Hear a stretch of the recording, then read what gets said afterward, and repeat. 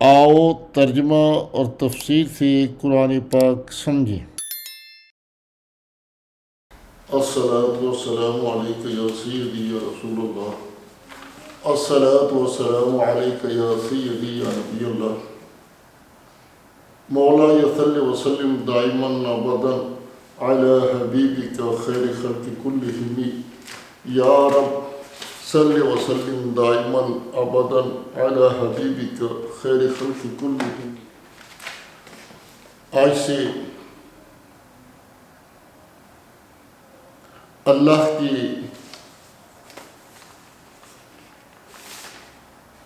رحمت و توفیق سے میں تفسیر و ترجمہ و تفسیر کا پروگرام ریکارڈ کروانے لگا ہوں۔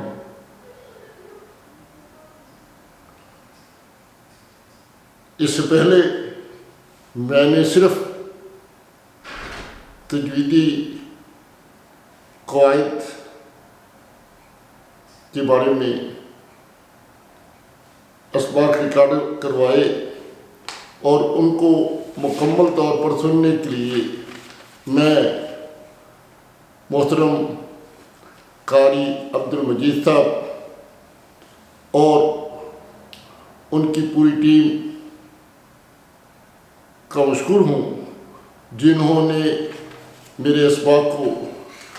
اچھی طرح سنا اور مجھے مشاورت دی، اور ان کے ساتھ ساتھ قاری اقبال نعیمی صاحب کا جو بانی ہیں سنی تنظیم القرآن پاکستان کے، انہوں نے نہ صرف ان اسباق کو سنا بلکہ پورا قرآن مجھ سے حرفاً تجویدی کتاب کے قواعد کے مطابق سنا، اور میری حوصلہ افزائی فرمائی۔ وقت کے بہترین اساتذہ نے، یعنی مختار ظفر صاحب ملتان سے اور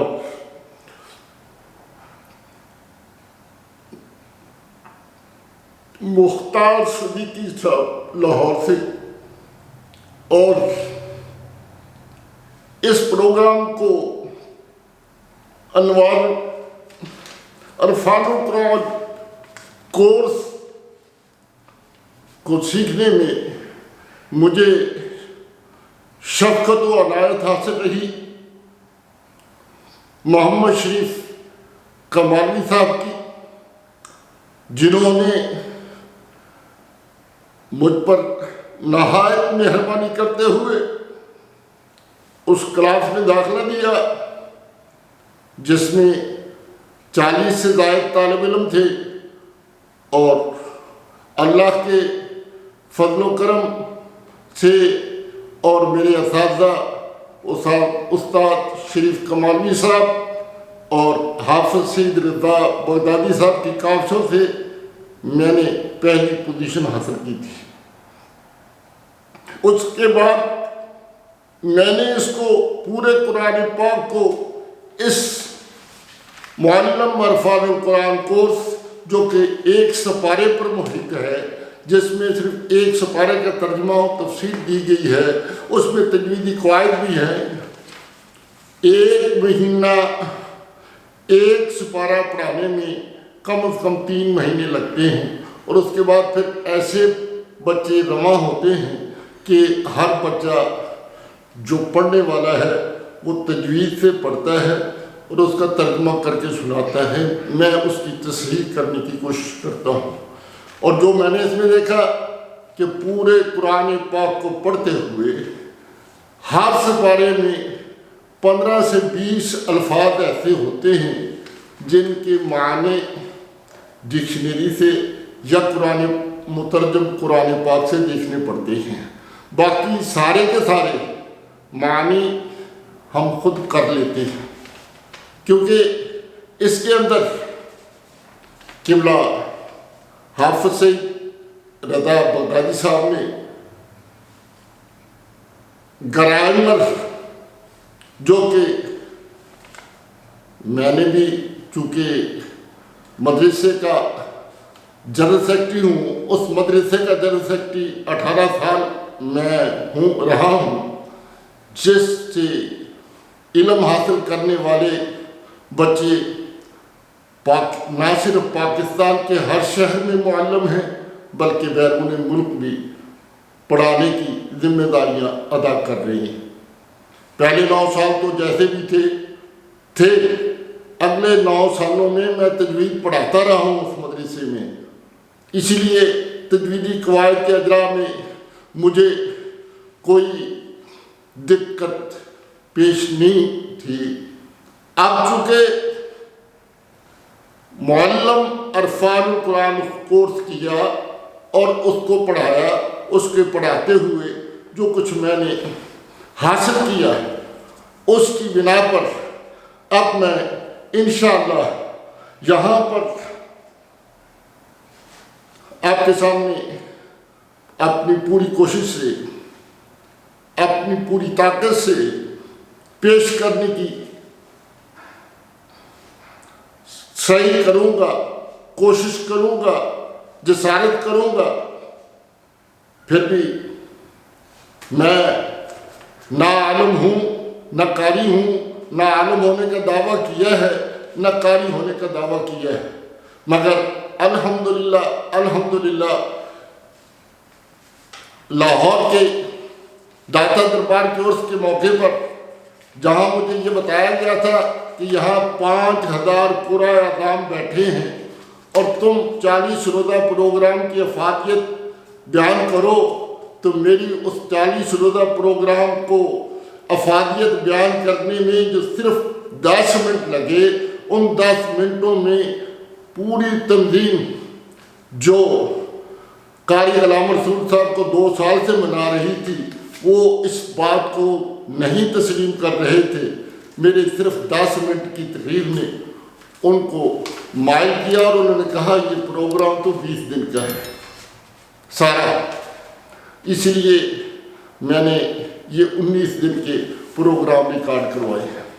اور اب رہی ترجمہ و تفسیر کی بات، تو اس میں تھوڑی سی تبدیلی ہے۔ معلم پڑھاؤں گا میں عرفان القرآن کورس ہی، لیکن چونکہ کیمرے میں سخت نہیں ہے 1 گھنٹے کا پروگرام نشر کرنے کی، تو یہاں پر اس چیز کو مد نظر رکھتے ہوئے تجوید الگ سے پڑھا دی ہے۔ اب میں پڑھاؤں گا جیسے آپ کے سامنے لکھ دیا ہے تحفظ اور تسمیہ۔ اگر کہیں کہ تفسیر کرتے ہوئے میں پورا 1 گھنٹہ بولتا رہوں تو یہ بھی شفقت ہے، کمال عنایت ہے پروفیسر قبلہ طاہر القادری صاحب کی، جنہوں نے ہمیں اتنا مواد دے رکھا ہے کہ گھنٹوں بات کرتے رہو تو تھکنے کی نوبت نہیں آتی، نہ الفاظ میں کمی آ سکتی ہے، کیونکہ انہوں نے ان کی صرف بسم اللہ کی تفسیر میں 5 گھنٹے کی تقریر تو موجود ہے ریکارڈ پر، تو اگر ان کی 5 گھنٹے کی ہو سکتی ہے تو اس میں ہمیں 1 گھنٹہ بھی مشکل نہیں ہے بولنا، لہذا گھبرانے کی ضرورت نہیں ہے۔ میں نے یہ فیصلہ کیا ہے کہ ترجمہ پہلے پڑھوں گا تجویدی قواعد کا اجرا کرتے ہوئے، تجوید قواعد نہیں لکھواؤں گا، اجرا کرتے ہوئے پڑھوں گا، اور اس کے بعد لفظی ترجمہ کرنے کی کوشش کروں گا، گرامر بتاؤں گا کہ گرامر سے کیسے، کیونکہ میں جیسے عرض کر رہا ہوں اگر ہم گرامر کو، وہ گرامر جو مجھے پتہ ہے مدرسے میں پڑھاتے پڑھاتے 2 سال وہی گرامر رہتی ہے، وہی گردانیں ہوتی ہیں، مگر اس کو اتنا آسان کر دیا ہے کہ چونکہ ہم نے تو صرف قرآن پاک کا ترجمہ کرنا ہے، تو اس کے لیے جتنی گرامر کی ضرورت ہے اس پر اللہ کے فضل و کرم سے دسترس حاصل کرنے کی پوری کوشش کی ہے، مگر پھر بھی انسان ہے انسان میں کمی کوتاہی ہوتی ہے۔ تو اور رہی بات تفسیر کی، تفسیر بالکل یہاں مختصر ہوگی، جیسے میں نے عرض کیا کہ وقت کی قلت کے پیش نظر، اور ہاں اس تفسیر کو کیسے، اس کمی کو کیسے پورا کیا جائے گا، اس کمی کو پورا کیا جائے گا جو موضوع، جو اس پڑھنے کے درمیان عنوان قائم ہوتا ہوگا، اس عنوان پر الگ سے ایک تقریر یا جس کو لیکچر کہہ لیں، لیکن زیادہ بہتر تقریر ہی رہے گی۔ تو اس کے علاوہ میں اگر اپنے بیٹے محمد سلمان اور اپنی پوتی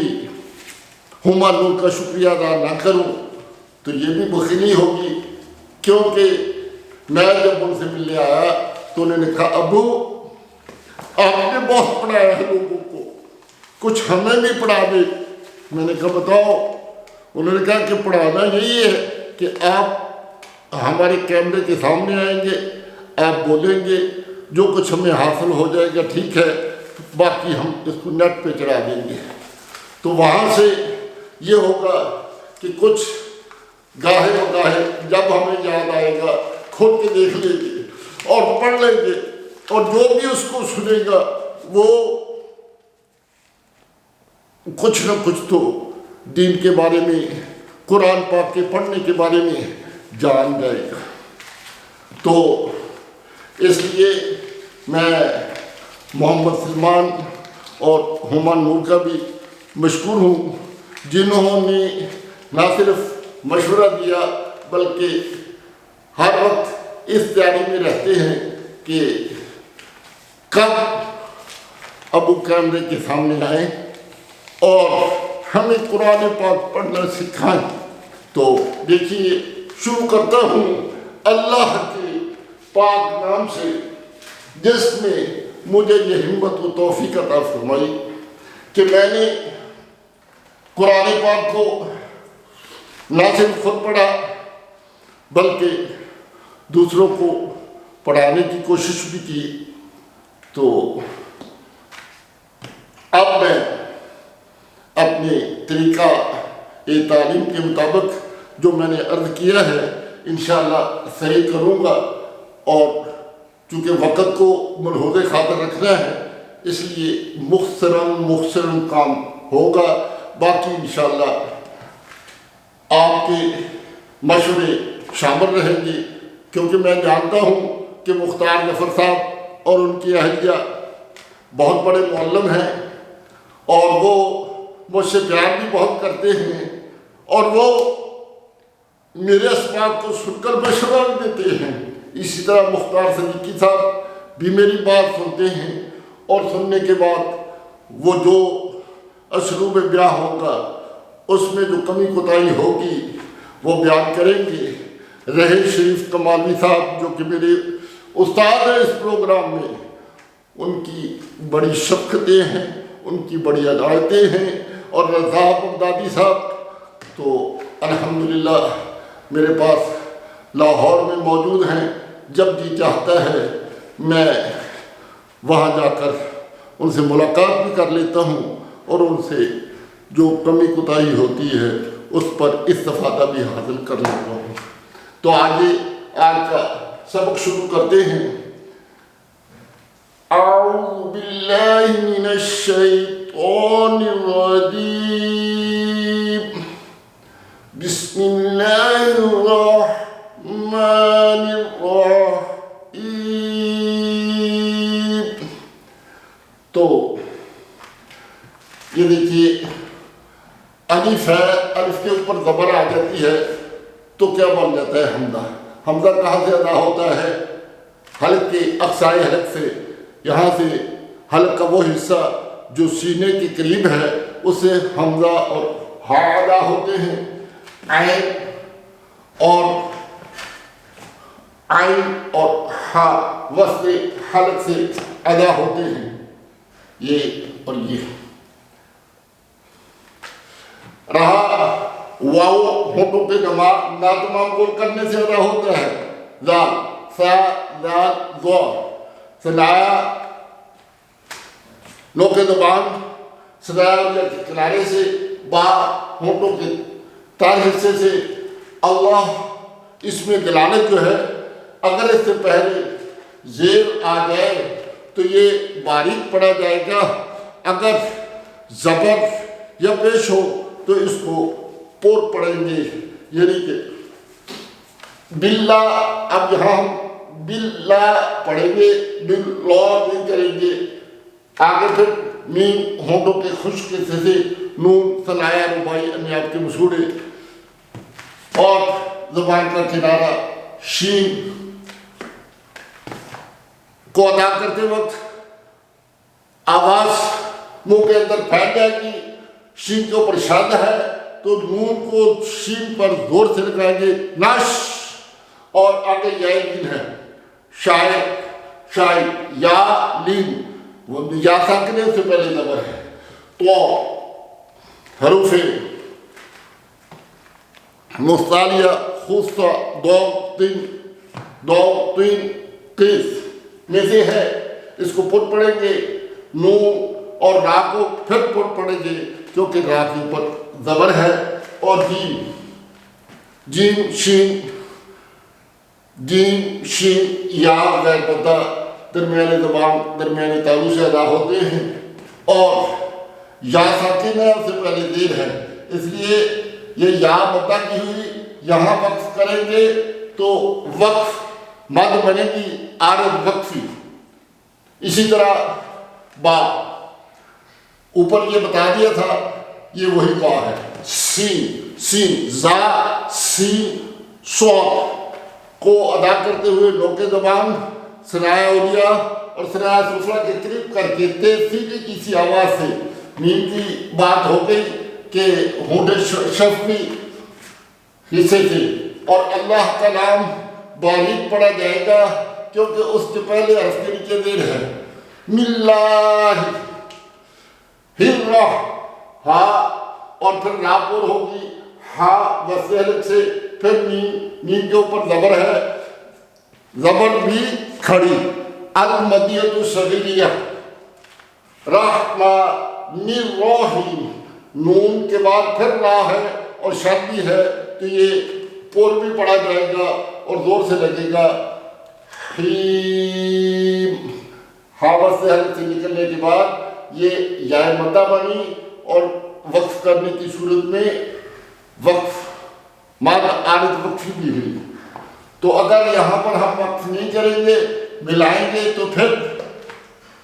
مد نہیں ہو، عارض وقفی نہیں ہوگی،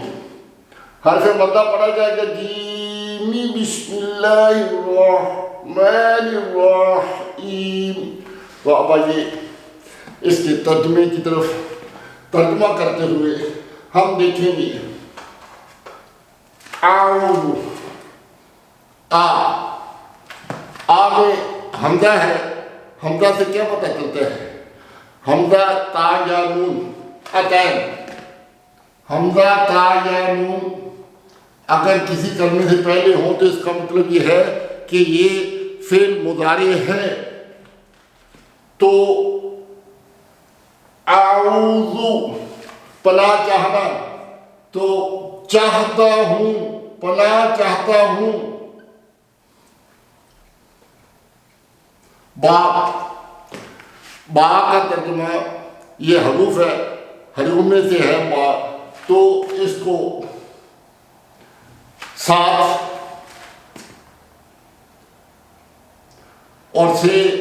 کے معنی میں اسے ترجمہ کرتے ہیں، اللہ اس میں دلالت ہے، تو یعنی اللہ کا واحد جو نام ہے اللہ ہی ہے، باقی جتنے نام ہیں وہ صفاتی نام ہے، یہ اس کا اللہ کا ذاتی نام ہے، اللہ کا ذاتی نام ہے، تو اس کے بعد من پھر حرف ہے اور نون پہ شاد ہونے کی وجہ سے، نون پہ زبر اور شین پہ شاد ہونے کی وجہ سے من الشیطان، من سے ترجمہ ہوا، سے شیطان شبر سے ہے، یعنی دور کیا گیا،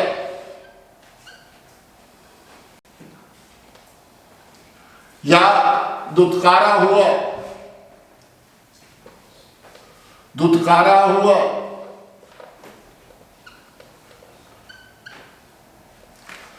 راندہ درگاہ، درگاہ رجیم، رجم تھے، شیطان رجیم کی معنی ہے دتکارا ہوا، راندہ درگاہ، شیطان، شیطان شیطان شیطان ہی ہے، شیطان شیطان سے ہے،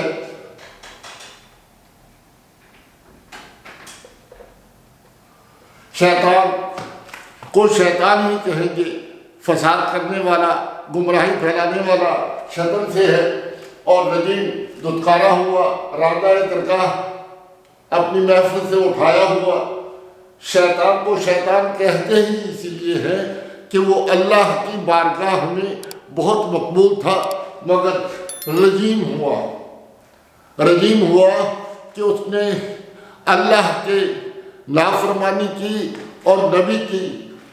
کا مقابلہ کرنے کی کوشش کی۔ اب آئیے باقی معنی ہے 7، یہ آگے اسم ہے نام، یعنی اللہ کے نام سے اللہ، پھر وہی اللہ کا اسم جلالت، یہ اسم جلالت ہے، اور 7 نام اللہ کے یا اللہ کے نام سے جو رحمان بھی ہے اور رحیم بھی ہے، جو رحمان بھی ہے اور رحیم بھی ہے۔ اب رحمان اور رحیم یہ اللہ تبارک و تعالیٰ کی رحمت کو ظاہر کر رہے ہیں، رحمت، اللہ تعالیٰ کی رحمت کو ظاہر کرتے ہیں، مگر ہیں دونوں ہی مبالغے کے صیغے، دونوں کیا ہیں؟ مبالغے کے صیغے ہیں، رحمان اور رحیم دونوں مبالغے کے صیغے ہیں، اس لیے اس کا معنی صرف رحم کرنے والا نہیں ہوگا، صرف رحم کرنے والا نہیں ہوگا، بلکہ نہایت رحم کرنے والا، اور الرحیم یعنی بہت مہربان۔